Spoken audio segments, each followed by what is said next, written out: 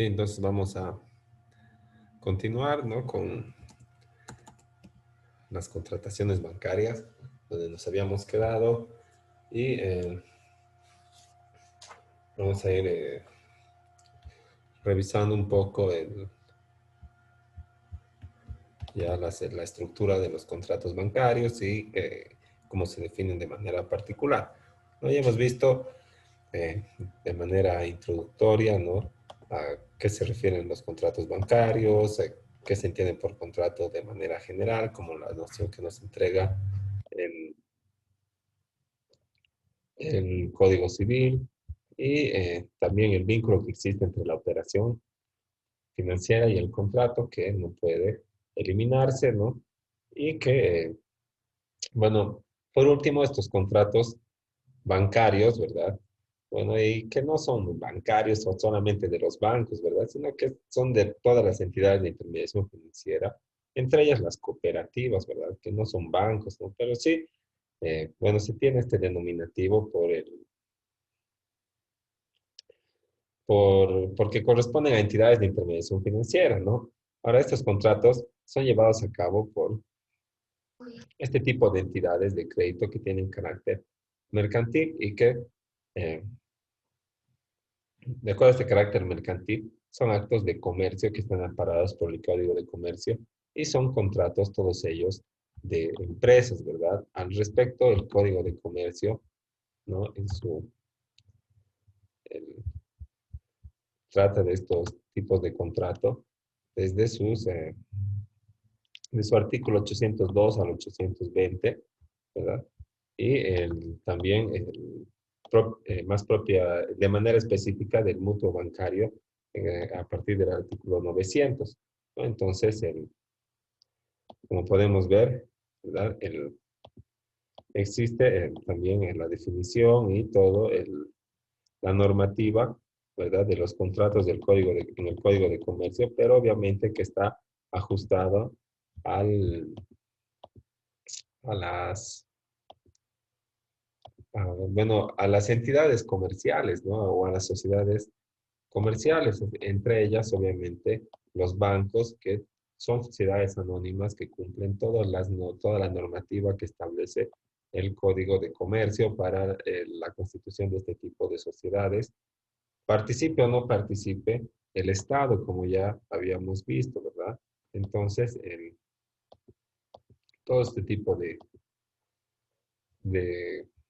de contratos, ¿no?, mercantiles están ya amparados por el Código de Comercio, ¿no? Existen diferentes tipos de contrato, ¿no? Y vamos a llegar a lo que señala el, el mutuo bancario, ¿no?, que está por aquí en 900. Y justo es ese, creo que me ha pasado, es ese préstamo bueno, no hay otra forma de definirlo, ¿verdad? el, en el que participa una sociedad comercial, ¿no? En este caso, una entidad de intermediación financiera, ¿no? Y también están las hipotecas y todo, el, la, bueno, todas las condiciones de estos contratos mercantiles. Entonces, no son contratos de manera, no son contratos, digamos, eh, que se alejen, ¿verdad?, de manera tan especial de, del Código Civil o del Código de Comercio, sino que son más bien este tipo de contratos, solamente que además tiene su normativa especial, que es la 393, ¿no?, que establece que, por ejemplo, solamente las entidades de intermediación financiera pueden hacer contratos, ¿verdad?, de índole bancaria. Entonces, una entidad financiera tiene que ser autorizada por la ASFI para hacer este tipo de contrataciones, ¿no? Y existen diferentes tipos también de requisitos que se establecen. Entonces, estos contratos, ¿no? Se rigen tanto por el Código Civil, por el Código de Comercio y por la ley especial, ¿no? Y no hay contradicción en ninguno de ellos. El Código Civil me da la estructura general del contrato que es cumplida por la entidad de intermediación financiera al momento de elaborar el documento que va a ser eh, luego realizado o suscrito de manera masiva pues, por todos sus clientes. Entonces, tiene que cumplir con el Código Civil, también con el Código de Comercio, ¿verdad? En cuanto se refiere a una empresa o una sociedad comercial. Y como estamos hablando de intermediación financiera, ¿no? Por último, tiene que observar, ¿no? La ley de servicios financieros en cuanto a a la contratación que establece los artículos 84 en adelante, ¿no? De los contratos en operaciones financieras. Entonces, esa es toda la normativa aplicable y conexa en cuanto a la elaboración, eh, suscripción y cumplimiento, o en su caso reclamación de los contratos clasificados como bancarios, ¿no? Pero al momento de la reclamación no tiene ningún carácter especial o ningún privilegio en cuanto a los otros,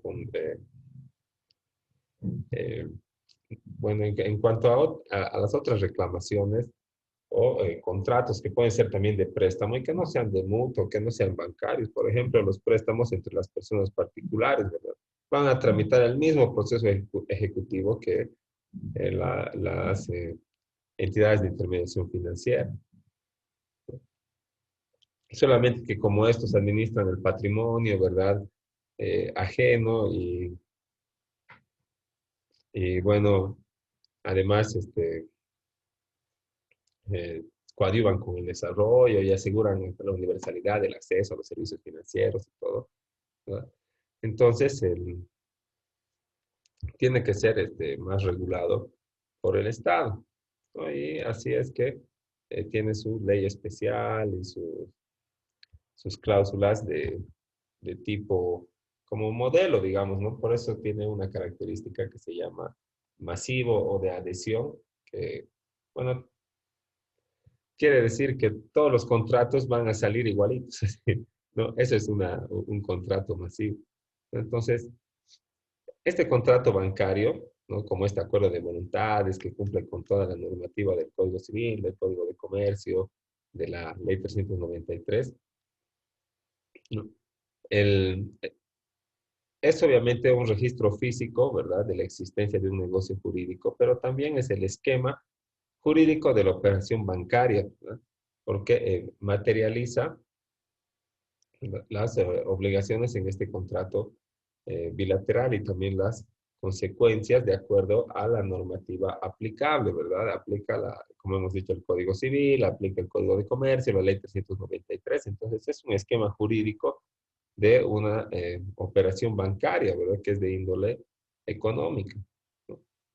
Entonces, es un acuerdo para constituir, regular y extinguir una relación jurídica que tiene por objeto una operación bancaria, que puede ser activa, pasiva o neutra, ¿no? O sea,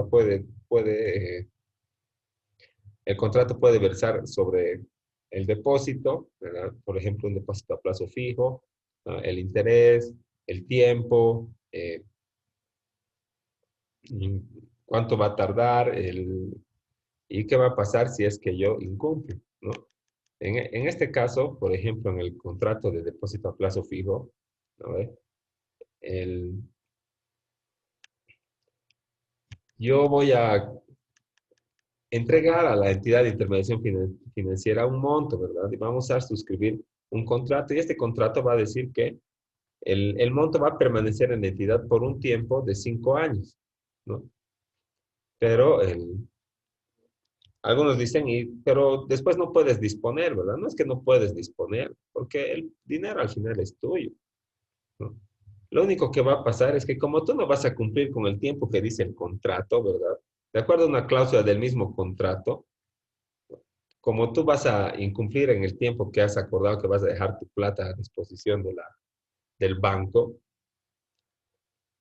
lo que va a pasar es que te vas a recoger tu plata en el mismo monto que has depositado, sin ni un peso de interés, aunque sea un día antes de que se cumpla el depósito a plazo fijo. Y bueno, puede surgir alguna necesidad, alguna situación de emergencia, todo que haga que necesites disponer de ese dinero que has dejado a manera de depósito a plazo fijo, ¿no? Entonces vas a tener que ir a retirarlo y disponer de tu patrimonio, pero no vas a obtener ningún interés. Porque eso dice el contrato, ¿verdad? Bien. Ahora, si tú cumples con el tiempo, ¿verdad? Y luego recién vas y retiras tu depósito a plazo fijo, entonces vas a obtener un interés que es mayor que una caja de ahorro, por ejemplo, ¿no? Entonces, el, este es un contrato, ¿no? Un esquema jurídico, ¿verdad? De una operación bancaria que regula la constitución de una relación jurídica, ¿no? Entonces, este acuerdo de voluntades, ¿no? Se caracteriza por un elemento subjetivo, que es la participación de una entidad de intermediación financiera, ¿no? En esta clase de operaciones como la que hemos descrito, es pues innegable que participe un banco o una cooperativa. ¿Dónde más voy a dejar pues un depósito a plazo fijo si no es en un banco? Y obviamente voy a realizar un contrato, ¿verdad? Donde va a establecer, eh, bueno, va a cumplir con todas las características y la estructura que ya habíamos relatado y va a establecer, ¿verdad? El carácter temporal, va a establecer el interés, va a establecer la, el- va a establecer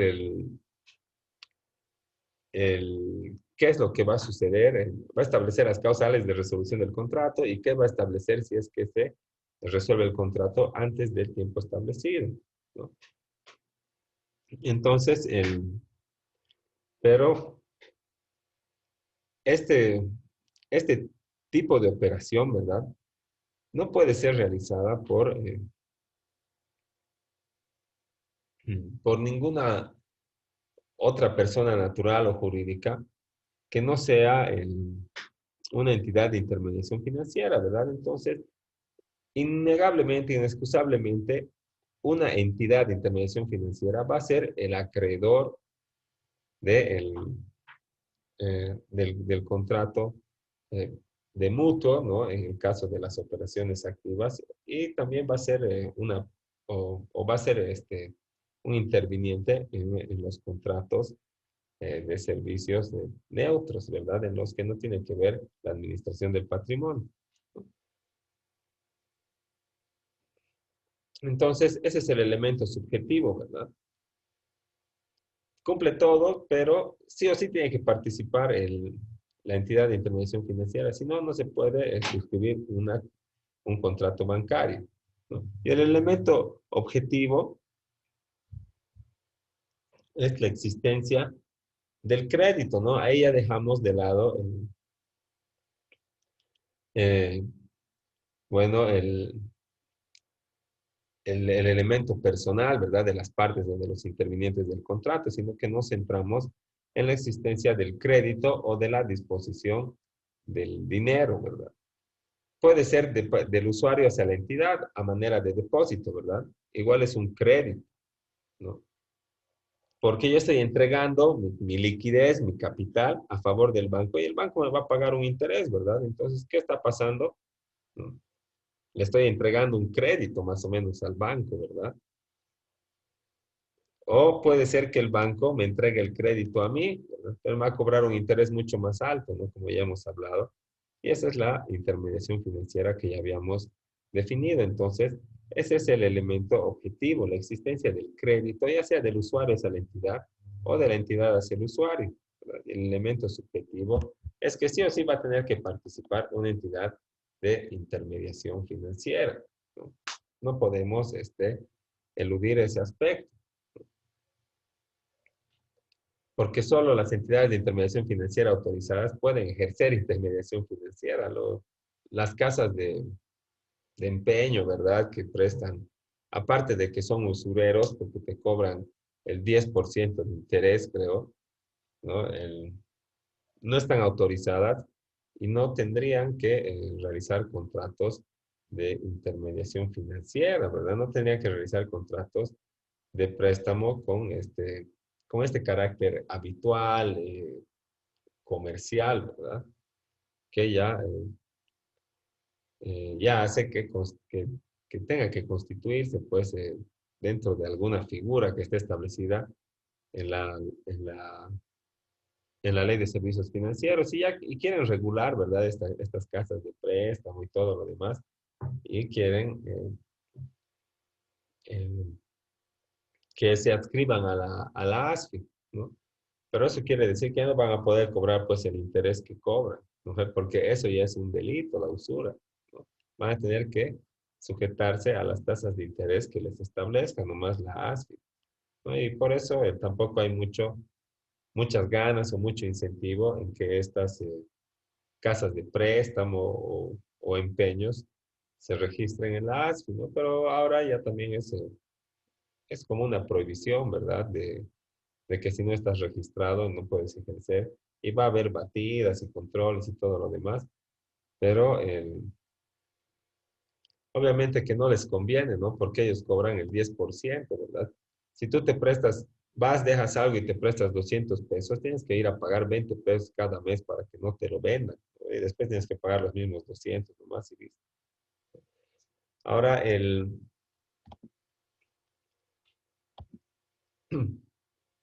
la estructura, ¿no? Misma de los contratos bancarios, más allá de lo que son las cláusulas, ¿verdad? Que tiene que contener este acuerdo de voluntades, que recordemos son, seguramente ya las saben de memoria, ¿no? De derecho de obligaciones y contratos. Pues son las partes, ¿verdad? Antecedentes, objeto, ¿no? En su caso, si existe precio, forma de pago, interés, ¿no? Y la aceptación.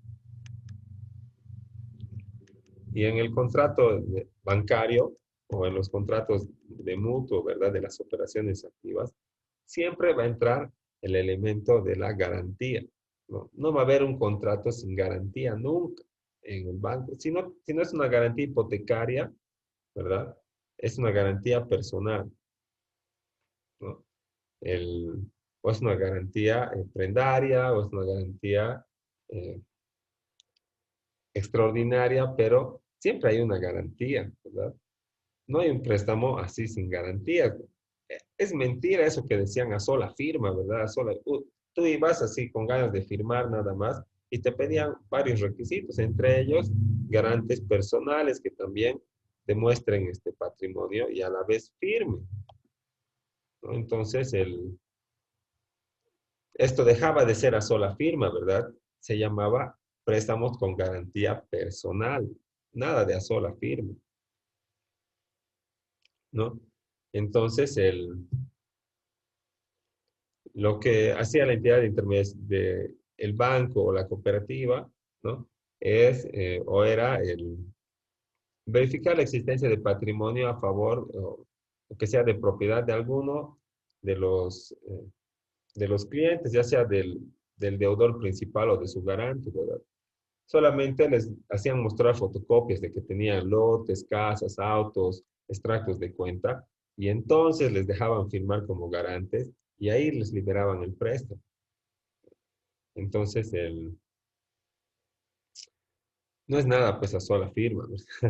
Y no es nada sin garantía, pues sí, siempre existe algún tipo de garantía, ¿no? Ahora, existen, ¿no?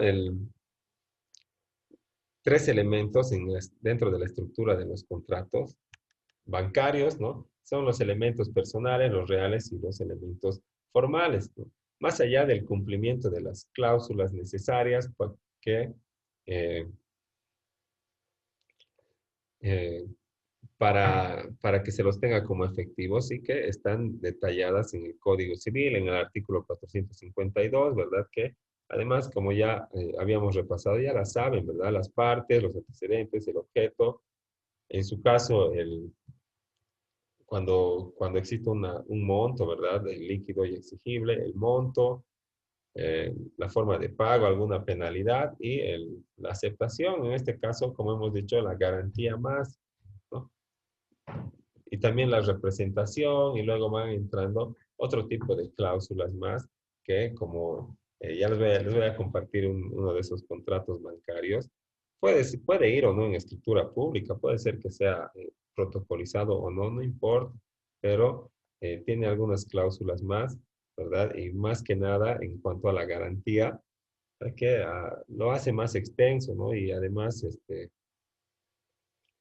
le pone algunos tecnicismos y algunas condiciones que no son muy entendibles, pues, para las partes, ¿no? Entonces, no, no es muy claro, la verdad, al momento de la suscripción, sino que lo único que le interesa a la parte es que ya le han liberado la operación, ¿verdad? Ha sufrido tanto, todo un mes ha presentado certificados, ha llevado sus libros de compra-venta, sus facturas, ha acompañado sus AFPs, todo. Y listo, y le han dado curso a la operación que era lo que buscaba, ¿no? Lo que diga el contrato, ¿verdad? ¿No ves? Le han dado curso y le han dicho ya por tanto tiempo te prestamos y esta es tu cuota, ¿no ves? Y la parte del cliente que dice, ah, ya, ¿no ves? Te dicen eso, tú dices, ah, ya, y cuando te pasen el contrato no lo vas a leer nunca, ¿verdad? Jamás, lo único que vas a revisar va a ser que tu nombre y tu carnet de identidad esté correcto, ¿verdad? Pero como tanto te ha costado, no lo vas a revisar. Y si alguien ya ha contratado un préstamo, les apuesto que no lo han revisado, ¿verdad? Así minuciosamente, a ver cuáles son las penalidades, qué dice, cuáles son mis derechos, ¿verdad? Eh, ¿Qué plazo tengo si caigo en mora antes de que me inicien en la acción judicial? No he leído mucho, ¿verdad? Porque ya tengo a ciencia cierta, ¿no? Ya me han dicho cuál va a ser eh, mi cuota, ¿verdad? Y el interés que tengo que pagar y cuánto va a durar, y eso es lo que le importa al cliente, ¿no? Entonces, no va mucho más allá en la revisión de los contratos, ¿no? Entonces, estos elementos, entre estos tres elementos, ¿no? El primero de ellos, que es el personal, no quiere o da referencia de quiénes intervienen en el contrato. Como acreedor, sí o sí, una entidad de intermediación financiera. Nunca va a estar en la posición de deudor, ¿verdad? En cuanto a las operaciones de crédito, ¿verdad? Porque es el banco el que otorga el crédito, ¿no? Y el cliente o el usuario es el que obtiene el crédito. Entonces siempre va a estar en la posición de deudor de las operaciones de crédito o de las operaciones activas. Pero cuando hablamos de las operaciones pasivas, ¿verdad? Cuando el cliente le otorga liquidez al banco, o sea, vas y dejas tu plata a manera de ahorro, ¿no? El, entonces, el cliente se vuelve acreedor, ¿no? Del banco, pero el, el banco le paga un interés mínimo, ¿verdad? Que además te cobra otros servicios financieros que van disminuyendo tu interés y te paga al final casi nada. Entonces tienes que tener depositado un gran monto para que el interés sea considerable, ¿verdad? O eh, y dos, el monto por lo general está a total disposición pues, del usuario, ¿verdad? Tú haces tu caja de ahorro, vas, sacas, ¿verdad? Tu cuenta corriente, contratas o tu línea de crédito, vas, pam, pam, pam, sacas tu plata, ¿verdad? No es que se lo das al banco y el banco te va devolviendo capital e interés como si fuera un contrato de préstamo, ¿no? Tiene también sus diferencias, ¿verdad? Ya. Pero estas son las partes, ¿verdad? Entidad de intermediación financiera y cliente o usuario financiero, ¿no? Luego tiene un elemento real que se traduce en la obligación dineraria que sería la cosa del contrato, ¿verdad? O el objeto, ¿no? Ese es el elemento real, ¿no? La obligación dineraria o el precio que tengo que pagar, ¿no? ¿Cuál es mi obligación dineraria? Depositar, por ejemplo, 1.500 bolivianos al mes, cada 18, ¿verdad? En la entidad de intermediación financiera y de ese monto va a corresponder tanto al capital y tanto a los intereses. ¿Ya? Ese es el elemento real, ¿verdad? Y, y bueno, desde el punto de vista del usuario, ¿verdad? Ahora, ¿cuál es la obligación o el elemento real desde el punto de vista de la entidad? Una vez suscrito el contrato, otorgar el dinero a favor del usuario financiero. Esa es la única obligación que tiene la entidad de intermediación financiera. Una vez suscrito el contrato, porque antes no tiene ninguna obligación, ¿verdad? Aunque tú te hayas pasado todo el mes consiguiendo certificaciones y tu oficial de crédito te haya prometido que te van a liberar la operación, en último momento, un día antes, el banco te puede llamar y te puede decir, se ha reconsiderado, se ha estudiado mejor su file, ¿no ves? De su operación de crédito y no le podemos otorgar, ¿no? Y listo. Y yo no puedo ir a reclamar a la ASFI, no puedo reclamar a Odeco, no puedo reclamar a ningún lado porque las gestiones previas no generan ninguna obligación de la entidad, de parte de la entidad de intermediación financiera, ¿no? Solamente de parte del usuario, ¿verdad? Porque si no cumples, eh, no te van a liberar el crédito. Entonces tú te ves obligado a cumplir con esos requisitos, ¿no? La única obligación que tiene la entidad es, una vez suscrito el contrato, darte el monto de dinero que está ahí descrito. Y luego todas las obligaciones son tuyas y la entidad lo único que tiene es eh, derechos, ¿verdad? Derecho patrimonial de recibir el- lo pactado en las condiciones y dentro del plazo que establece el contrato. Y luego están los elementos formales o el elemento formal de la solemnidad o las solemnidades. Ok, bueno, por ejemplo, cuando sea un préstamo hipotecario va a tener que ser realizado sí o sí en escritura pública, ¿no? Ante un notario de fe pública y a la vez ser inscrito en derechos reales antes de otorgarte el monto en tus manos. Entonces, ese es un elemento formal para los préstamos hipotecarios. No son las solemnidades que tienen que cumplir cada tipo de contrato de acuerdo a la operación bancaria de la que estemos hablando.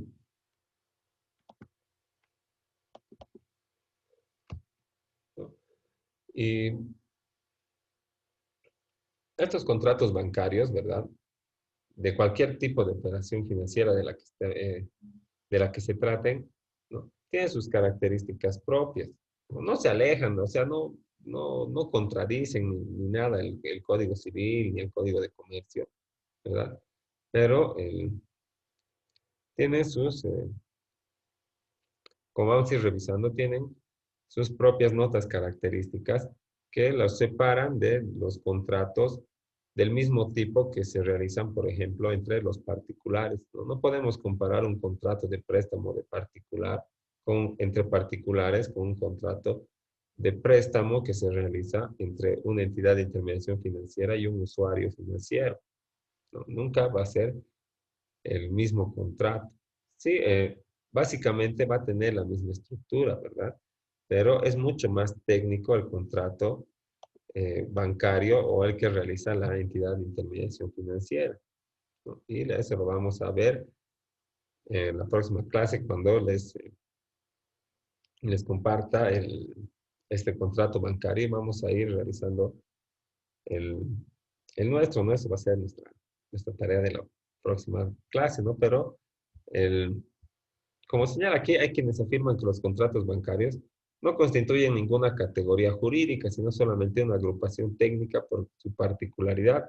Está en la intervención de una empresa bancaria, ¿no? Entonces, algunos señalan que no tiene ninguna diferencia ¿no? Ni ninguna especialidad con relación a otros contratos de préstamo que se celebran como los que estábamos hablando entre particulares, sino que lo único que de técnico que tiene, ¿verdad? O de especial, es que una de las partes es una entidad de intermediación financiera, ¿no? Pero con el tiempo se han ido viendo e identificando algunas otras características de los contratos bancarios, entre ellas la masividad, la onerosidad, el carácter personalísimo, la buena fe, ¿no? La legislación especial, la bilateralidad, la naturaleza mercantil, la consensualidad y la especialización, ¿no? Entre las más importantes características de estos contratos bancarios. En cuanto a la masividad, ¿no?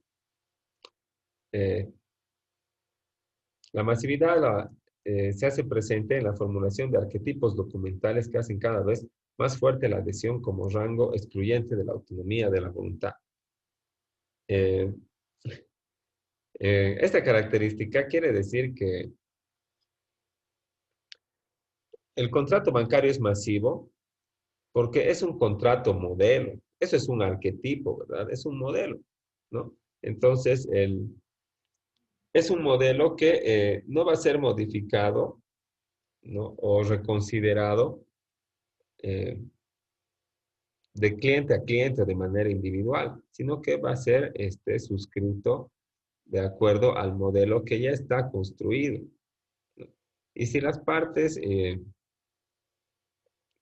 quieren, si las partes pretenden obtener el préstamo de parte de la entidad, entonces, ¿qué tienen que hacer? Tienen que adherirse, pues, ¿verdad?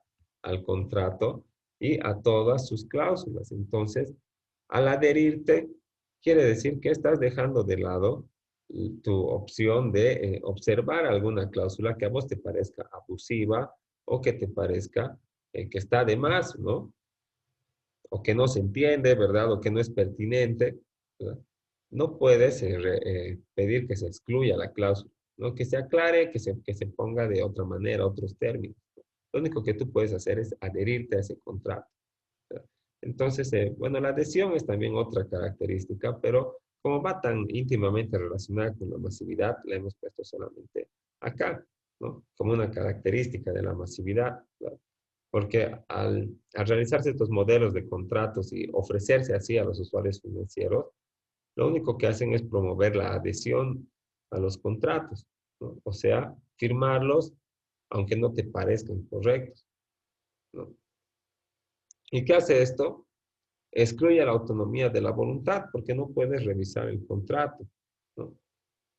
Lo único que puedes hacer es decir, ya firmo o no me parece esta cláusula, pero como no la puedes modificar, firmo o no firmo, ¿verdad? Y me voy a otra entidad que tal vez no tenga en su contrato esta cláusula, pero no puedo intentar que de manera particular me lo modifiquen el contrato, y eso se refiere la masividad, ¿no? Este, vamos a quedar aquí porque ya se nos está acabando el tiempo. Si tienen alguna pregunta de los contratos bancarios, y además yo ya mañana voy a sacar, no tengo en digital, ¿verdad? Pero sí voy a sacárselos unas copias o fotografías para que vayamos realizando ya los contratos con todas sus características, ¿no? Y que, bueno, vayan ustedes adecuando algunos montos, nombres de representantes y más que nada vayamos viendo cuál es la diferencia entre un contrato de préstamo normal entre particulares y un contrato de préstamo que realiza una entidad de intermediación financiera, ¿no? Entonces, no sé si tienen alguna duda o alguna consulta o tal vez alguna experiencia con algún contrato bancario que quieran comentar.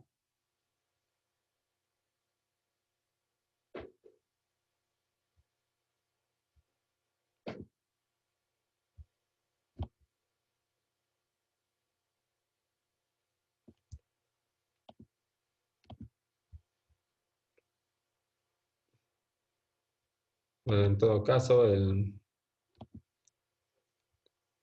Si no hay ningún comentario, entonces quedamos ahí y yo les voy a compartir lo que les he señalado, el contrato bancario para que vayamos realizando la tarea también junto con la instrucción para la siguiente semana.